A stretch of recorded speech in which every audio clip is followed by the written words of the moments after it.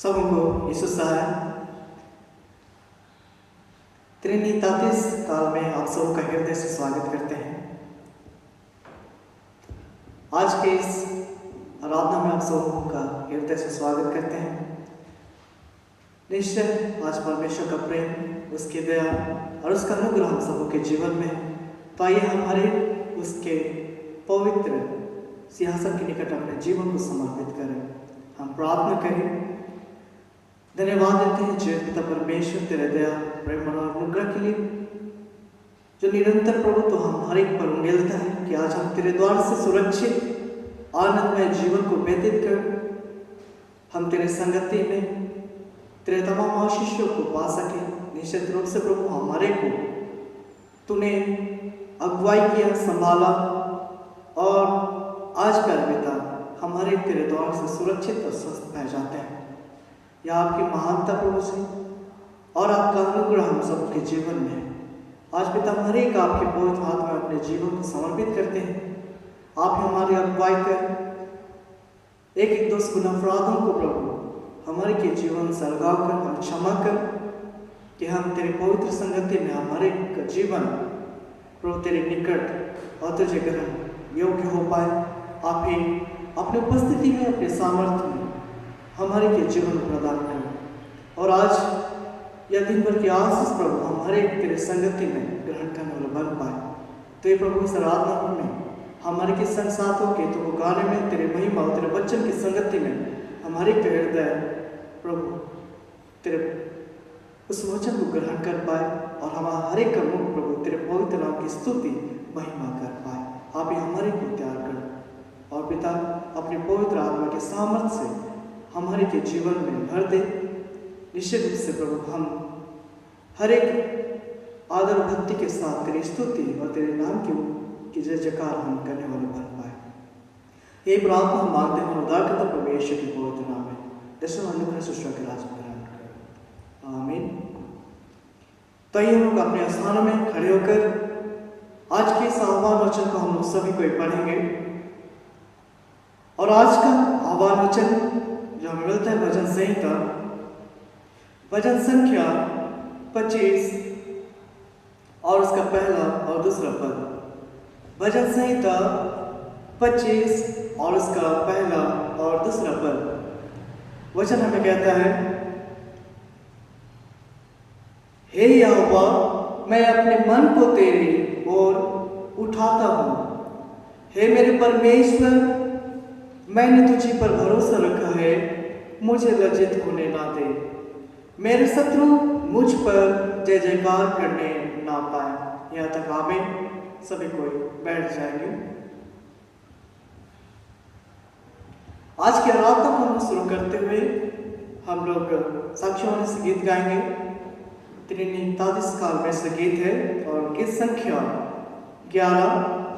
साक्षीवाणी गीत संख्या 11। साक्षीवाणी गीत संख्या 11 परमेश्वर कौन और कैसा है, कौन उसका जाननेहार।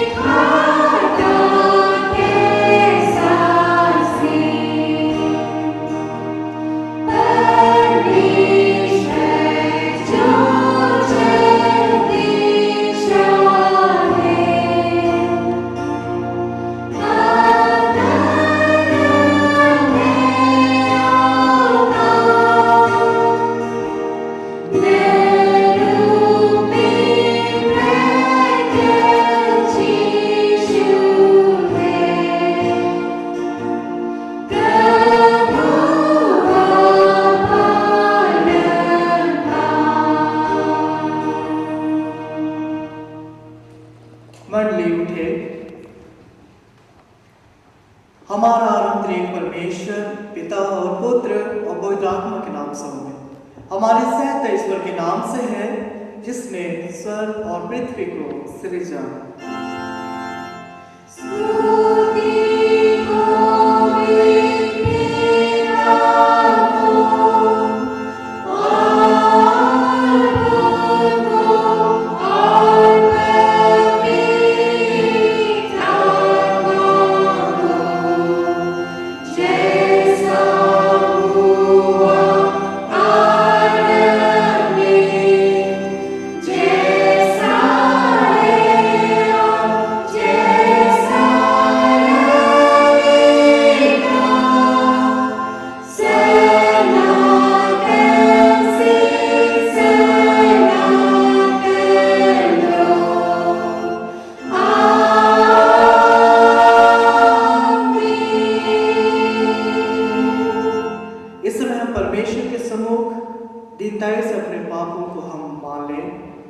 हे सर्वशक्तिमान ईश्वर दयालु पिता, हम दीनताई से अपने सब पाप अपराधों को तेरे सम्मुख मान लेते हैं।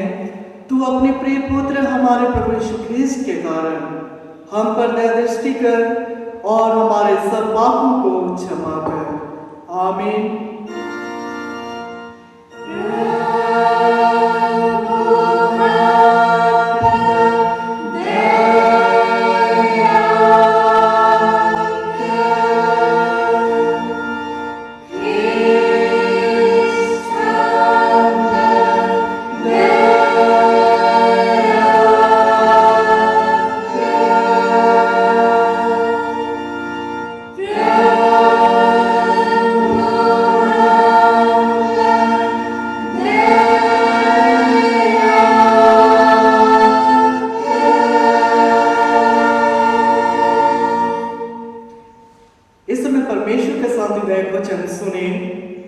पहाड़ सरक जाएंगे और पहाड़ियां हिल जाएंगी, पर मेरी दया तेरे पास से ना सरकेगी और ना मेरे कुशल की वाचा हिलेगी।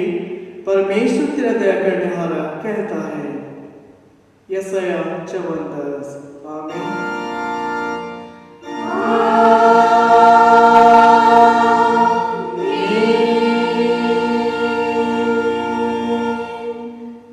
मंडली उठे, सबसे ऊंचे स्थान में ईश्वर का गुणगान हो।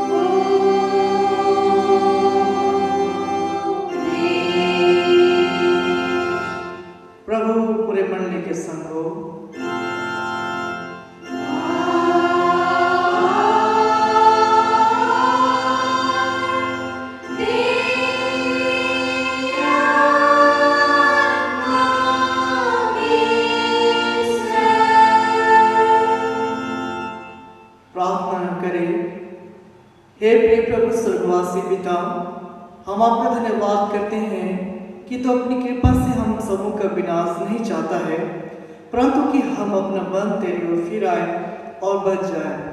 हम विनती करते हैं अपना पवित्र आत्मा हम सबों को दे कि वह प्रतिदिन हमारे मनों में सच्चा पश्चाताप उत्पन्न करे, हमारे हृदय में पाप क्षमा और अनंत जीवन की लालसा जन्मे और तेरी अपार कृपा को विश्वास में ग्रहण करने और उसमें स्थिर रहने के लिए हम सबको सामर्थ्य दे।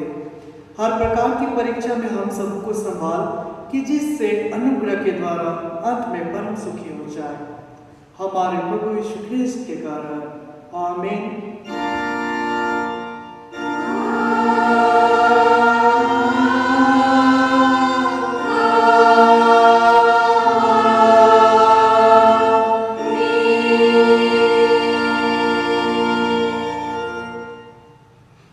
आज के लिए हम लोग पहला पाठ वचन पढ़ेंगे जो हमें मिलता है प्रेरितों के काम और उसका अध्याय संख्या 4 पद संख्या 32 से लेकर आगे 35 पद तक। प्रेरितों के काम अध्याय संख्या 4 पद संख्या 32 से आगे 35 पद तक। प्रेरितों के काम अध्याय संख्या 4 पद संख्या 32 से आगे 35 पद तक। Page number 170। आइए हम इस वचन को एक साथ हम पढ़ेंगे।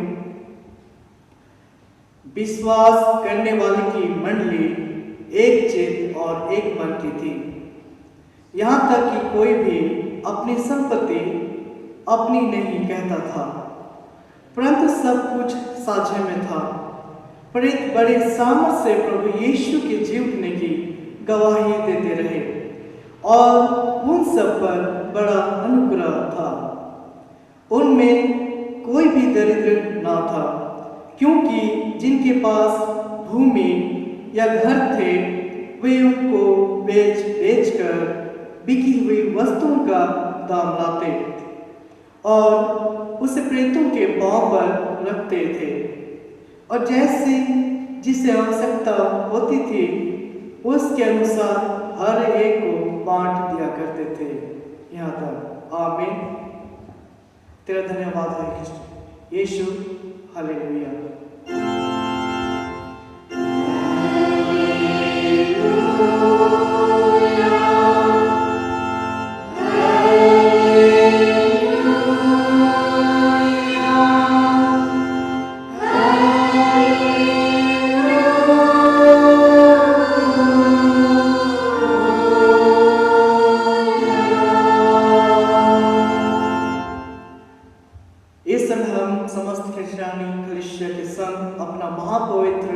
विश्वास दर्पण मानने के योग्य हैं।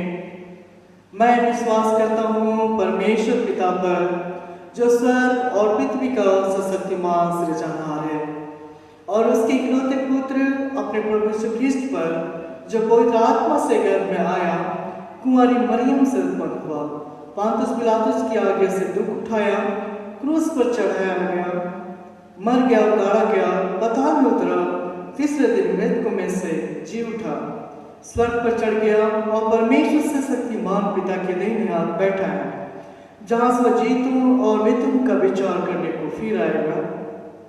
मैं विश्वास करता हूँ पवित्र आत्मा पर, एक ही पवित्र ख्रिस्तानी कलीसिया, पवित्रों की संगत पर, पापों की क्षमा, देह के जी उठने और अनंत जीवन पर। आमीन।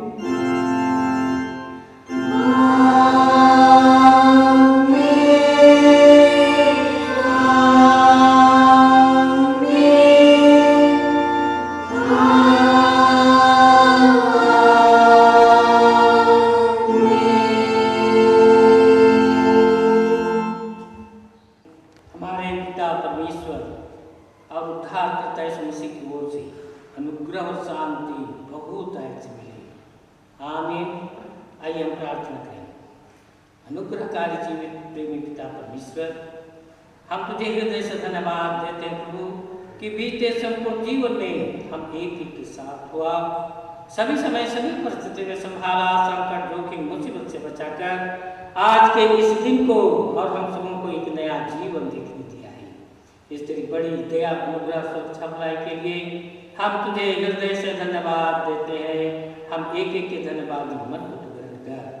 पिता तू जानता है हम सभी पापी लोग हैं, हर एक के पाप दोष अपराधों को क्षमा कर अपने पुत्र हमारे उद्धारकर्ता यीशु मसीह के पवित्र लोगों से दो शुद्ध और पवित्र कर, और आज इसे हम सबों को शुद्ध मन दे, पवित्र जीवन देने आजीवन दे, ताकि हम तेरे लोग जीवन में तेरी उपस्थिति और संगति में रहकर तेरे नाम की महिमा करने पाएंगे।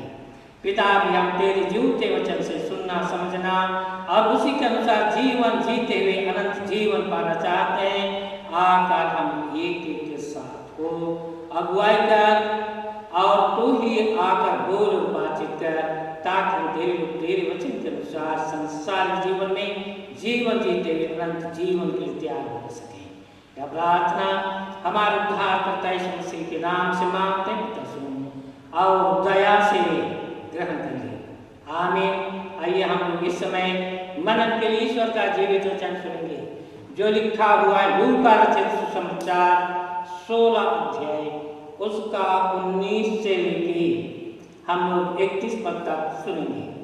लूका रचित सुसमाचार 16 अध्याय 19 से 31। इसमें ईश्वर वचन इस तरह से लिखा हुआ है। एक धनवान मनुष्य था जो वैजनी कपड़े और मलमल पहनता और प्रतिदिन सुख विलास और धूमधाम के साथ रहता था। लाजर नाम का एक कंगाल घावों से भरा हुआ उसकी देवड़ी पर छोड़ दिया जाता था और यह चाहता था कि धनवान के मेज पर की जूठन से अपना पेट भरे, यहाँ तक कि कुत्ते भी आकर उसके घावों को चाटते थे। ऐसा हुआ कि वह कंगाल मर गया और स्वर्गदूतों ने उससे लेकर अब्राहम की गोद में पहुंचाया। वह धनवान भी मरा और गाड़ा गया और अधोलोक में उसने पीड़ा से पड़े हुए अपनी आंखें उठाई और दूर से अब्राहम की गोद में लाजर को देखा। तब उसने पुकार कर कहा, हे पिता अब्राहम, मुझ पर दया कर कि लाजर को भेज दे ताकि वह अपनी अंगुली का सिरा पानी में डुबोकर मेरी जीभ को ठंडी करे, क्योंकि मैं इस ज्वाला में तड़प रहा हूँ। परंतु अब्राहम ने कहा, हे पुत्र, स्मरण रख कि तो अपने जीवन में अच्छी वस्तुएं ले चुकी है और वैसे लाजर बुरी वस्तुएं, परंतु अब वह यहाँ शांति पा रहा है और तो तड़प रहा है। इन सब बातों को छोड़ हमारे और तुम्हारे बीच एक भारी गड्ढा ठहराया गया है कि जो यहाँ से उस पार तुम्हारे पास जाना चाहे वे ना जा सके और ना कोई यहाँ से उस पार हमारे पास आ सके।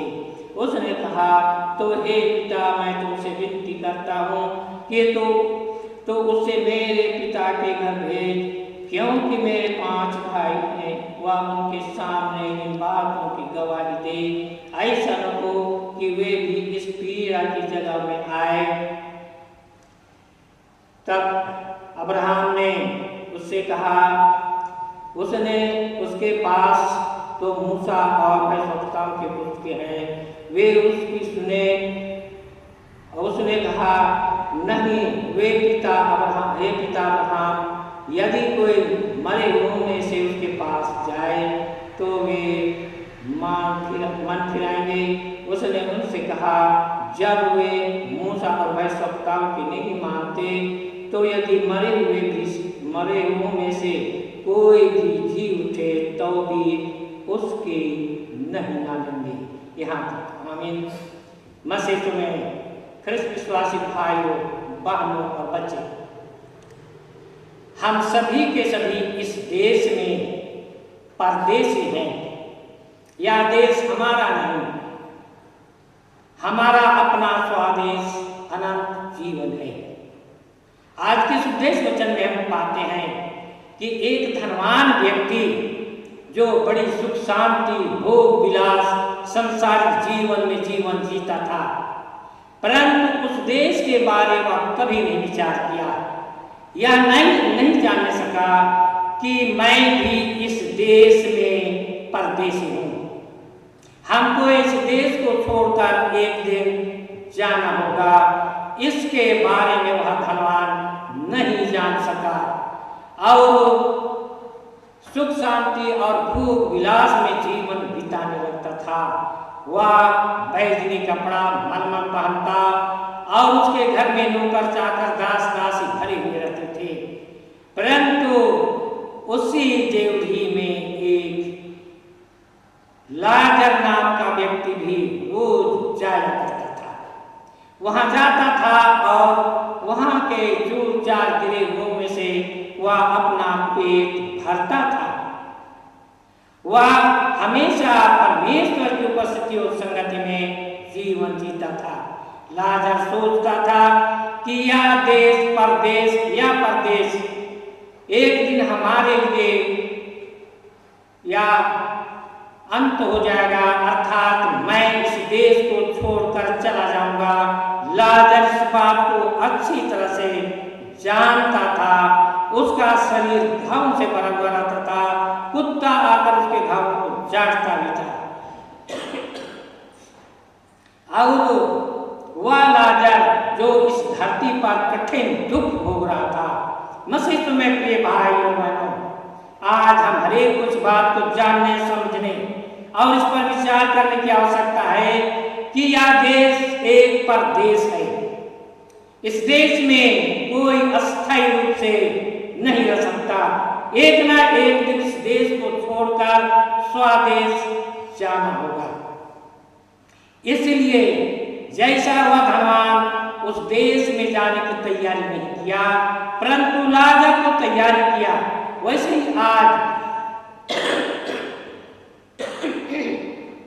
आज हम हरेक उस देश में जाने की तैयारी करने की आवश्यकता है। यदि तैयारी नहीं करेंगे धोखा खा जाएंगे, जैसे वह धनवान धोखा खा गया और वह कंगाल लाजर मर गया और अब्राहम के गोद में चला गया। अब्राहम के गोद में वह सुख शांति और आनंद के साथ जीवन बिता रहा था। इसी बीच में वह धनवान भी मर गया और वह अधोलोक में चला गया और वहां पीड़ा और ज्वाला और तड़पना और उनको प्यास भी लग रही थी, परंतु वह लाजर को दूर से देख कर कहता है, हे पिता अब्राहम, लाजर को भेज कि वह अपनी अंगुली पानी में डुबाकर मेरे जीभ में रख दे। अब्राहम ने कहा, तूने उस धरती पर बहुत से सुख भोगा है, सुख चैन से जीवन जीता और भोग विलास करता था, परंतु लाजर वहां दुख उठाता था और आज वह यहाँ सुख चैन से रहता था। मसीह में प्रिय भाई और बहनों, हम वचन में पाते हैं, मनुष्य जो कुछ बोता है वही काटेगा। जो शरीर के लिए बोता है वह शरीर के द्वारा विनाश की कटनी काटेगा, और जो आत्मा के लिए बोता है वह आत्मा के द्वारा जीवन की कटनी काटेगा। इन दोनों, एक धनवान और कंगाल लाजर के बीच में इसी तरह की बात हुई, और एक तो ऐसा कटनी काटा जो शरीर के द्वारा काटा था, वह अनंत दंड की भागी हो गया, और लाजर घाव से भरा हुआ उस देश के लिए आत्मा के द्वारा कटनी काटा बोया, और आत्मा के द्वारा कटनी काटता है, और वह अपने आप को शुद्ध और पवित्र करके उस अब्राहम की गोद में सुख शांति और आनंद के साथ जीवन बिताता है। आज हम हरेक उस बात को जानने समझने की आवश्यकता है कि इस धरती के बाद हम उस देश में जाएंगे तो हमें भी इसी तरह का प्रतिफल मिलने वाला है। हम प्रकाशित वाक्य 7 अध्याय में पाते हैं, जो 13-14 पद में लिखता है, ये श्वेत वस्त्र पहने हुए लोग कौन है? तब वहां के लोग कहते हैं, हे स्वामी तू ही जानता है। तब उसने कहा, ये तो वे लोग हैं जो बड़े क्लेश से निकलकर, जैसे लाजर बड़े क्लेश से निकलकर सुख शांति का जीवन बिताता है, वैसा ही वहां केवल श्वेत वस्त्र पहने वाले लोग ही उस देश में अर्थात अनंत जीवन में प्रवेश करने पाएंगे। तब वह धनवान अब्राहम को कहता है, हे पिता अब्राहम, मेरे 5 भाई हैं, घर भेज दे कि वे इस बात को जाने समझे कि वे इस जगह जहां मैं आया हूं नहीं आवे, और लाजर जो घाव से भरा हुआ था उस स्थान पर अर्थात सुख शांति से भरा हुआ जीवन जी रहा है, वैसा जीवन जीने के लिए उन्हें समझा दिया जाए। तब अब्राहम ने कहा है, तुम्हारे पास तो मूसा का व्यवस्था है, हमारे पास भी आज मूसा का व्यवस्था है, पुस्तक है, उससे सीखने की, समझने की और जानने की आवश्यकता है कि हम भी उस जीवन में जाने के लिए इस संसार की मोह माया भोग विलास को छोड़कर साथ ही साथ मूसा की वह व्यवस्था जो 10 आज्ञा भी है और अनेकों विधि और विधान है, नियम है कि हम अनंत जीवन के लिए अपने को कैसे तैयार कर सकें। इसके लिए मूसा के द्वारा भी अनेकों विधि विधान और व्यवस्था दिया गया है, 10 आज्ञा दिया गया है। और भविष्यवक्ताओं के द्वारा जो संपूर्ण बाइबल लिखा हुआ है उसके अनुसार जीवन बिताए तो निश्चय उस देश में जहां मसीह होकर जाना चाहते हैं पहुंचेंगे। इसलिए मसीह में प्रिय भाई और बहनों, आज अवसर है परमेश्वर की ओर से हमें बहुमूल्य अवसर मिला है। इस अवसर को बहुमूल्य समझें कि हम इस देश में परदेशी हैं और हम सबों को एक दिन ना एक दिन उस स्वदेश अर्थात अपना देश अनंत जीवन जाना है। उस जीवन में जाने के लिए तैयारी करें। ऐसा ना हो कि धनवान जैसे धोखा खा गया और वह ज्वाला में तड़पता हुआ अब्राहम से प्रार्थना करता है, वैसा नहीं। परंतु लाजर जो इस जीवन में, जो इस देश के परदेशी होने के जीवन में जीता था और वह उस कठिन परीक्षा में भी खरा निकला। लाजर घावों से भरा हुआ, भूख से तड़पता हुआ, कठिन परीक्षा में भी वह खरा निकलकर जीवन का मुकुट पाता है। जैसे हम याकूब 1:12 में पाते हैं, धन्य है वह मनुष्य जो परीक्षा में स्थिर रहता है, क्योंकि वह खरा निकलकर जीवन का वह मुकुट पाएगा जिसके प्रतिज्ञा प्रभु परमेश्वर ने हम सबों को देने की है। परीक्षा में लाजर खरा निकला। हमारे जीवन में भी अनेकों प्रकार की कठिनाइयां, मुसीबतें आती रहती है। हम निराश और हताश हो जाते हैं, हम ठोकर खाकर गिर भी सकते हैं, परंतु जो परीक्षा में स्थिर रहता है वह मनुष्य धन है।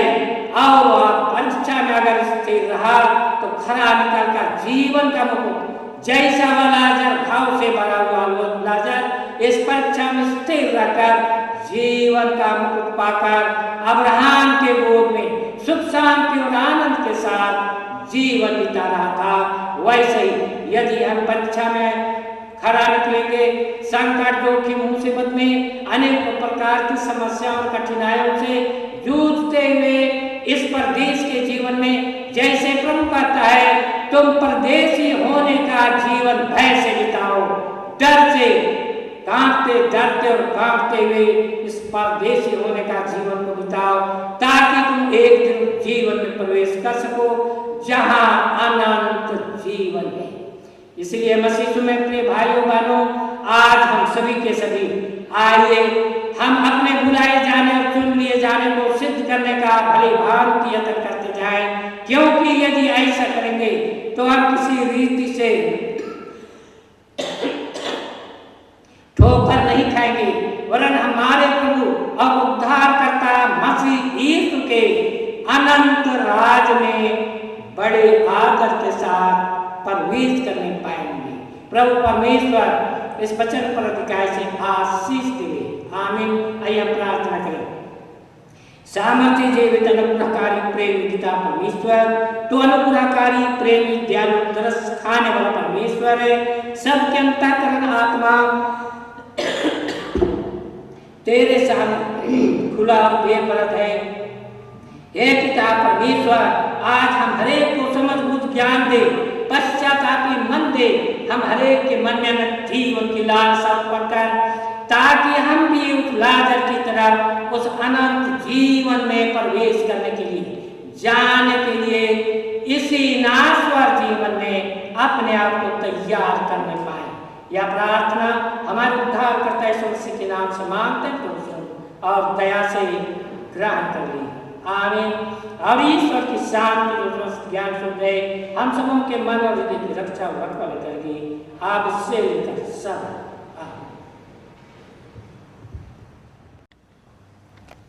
तो आइए हम आराधना के लगातार में हम लोग दूसरा गीत गाएंगे साक्षीवाणी से।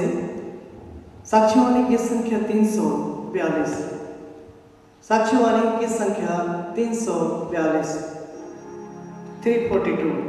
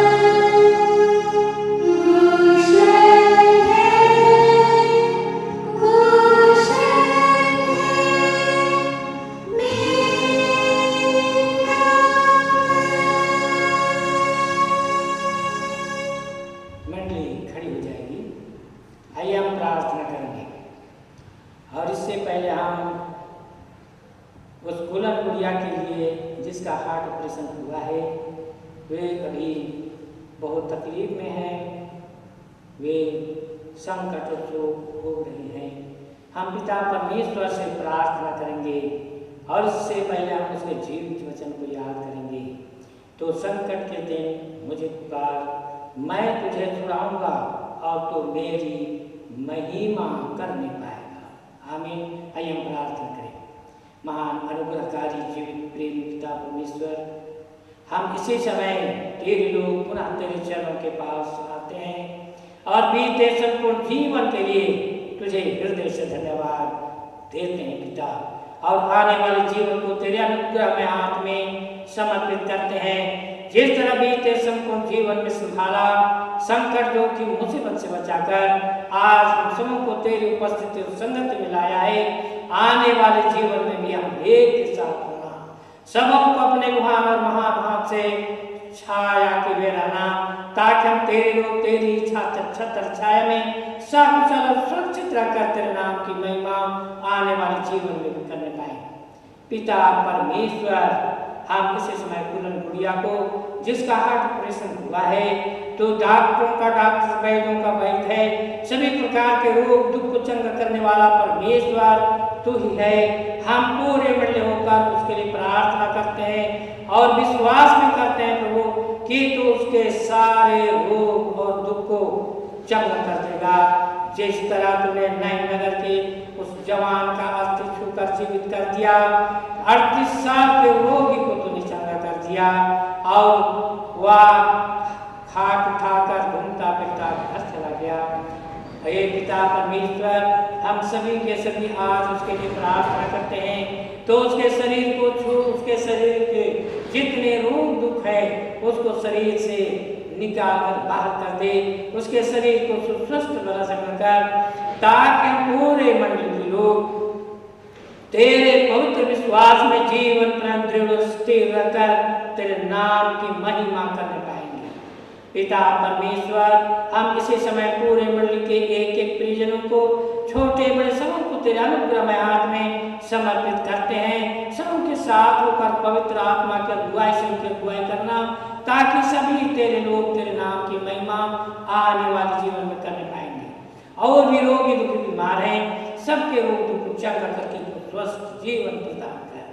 पिता परमेश्वर, बच्चे स्कूल आना जाना करेंगे, पढ़ते लिखते ऑनलाइन पढ़ाई लिखाई में भी हे प्रभु तुम आशीष देना, ताकि बच्चे सभी प्रकार की पढ़ाई तेरे पवित्र इच्छा के अनुसार संपन्न करने पाएंगे।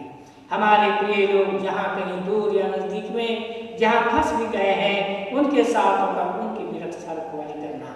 पिता परमेश्वर, इस संकट की घड़ी में पूरे देश दुनिया के लोग हे प्रभु महामारी के संकट में जूझ रहे हैं। पिता परमेश्वर तुम महान है, अनुग्रहकारी, प्रेमी, दयालु, तरस खाने वाला परमेश्वर है। तो सब कुछ देखने, जानने और सब कुछ को दूर करने वाला परमेश्वर है। हम प्रार्थना करते हैं पिता, तरस खा, अनुग्रह कर, दया कर, और इस महामारी से न केवल हमारे देश को, हमारे झारखंड को, परंतु पूरे दुनिया के लोगों को तू संकट से मुक्ति दिला। सबके रोग दुख को दूर कर, कोरोना वायरस के महामारी को दूर कर, ताकि तेरे लोग जो तेरे कहलाते हैं दीन होकर प्रार्थना करेंगे और तेरे दर्शन के खोजी होकर प्रार्थना करेंगे। तो अपन अपने वचन की प्रतिज्ञा को पूरी करना। यदि तू ऐसा करेगा तो तेरी प्रार्थना स्वर्ग में से सुनकर मैं तेरे देश को पहले जैसा ज्यों के त्यों कर दूंगा।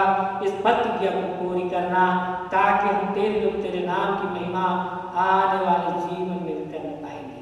पिता परमेश्वर, हम सभी बातों को इसी समय तेरे अनुग्रहमय हाथ में समर्पित करते हैं, जिसको हमने नाम लेकर नहीं भी मान पाए हैं। हे प्रभु, तो आवश्यक उचित समझता है, स्वर्ग भंडार खोल कर दे और पूरी कर, और ऐसे हमारी दीनताई की प्रार्थना हमारे मुक्तिदाता यीशु मसीह के नाम से मांगते पिता, तो सुन और दया से ग्रहण कर ली। आमीन। हे हमारे पिता तू जो स्वर्ग में, तेरा नाम पवित्र किया जाए, तेरा राज आए, तेरे जैसे स्वर्ग में पृथ्वी पर भी, हमारे प्रतिदिन की रोटी आज हमको दे, और हमारे अपराधों को क्षमा कर, जैसे हमने अपने अपराधों को क्षमा करते हैं, और हमको परीक्षा में बता, बुराई से छुड़ा, क्योंकि राज और बारक और महापुरुष सदा तेरे ही है। आमीन।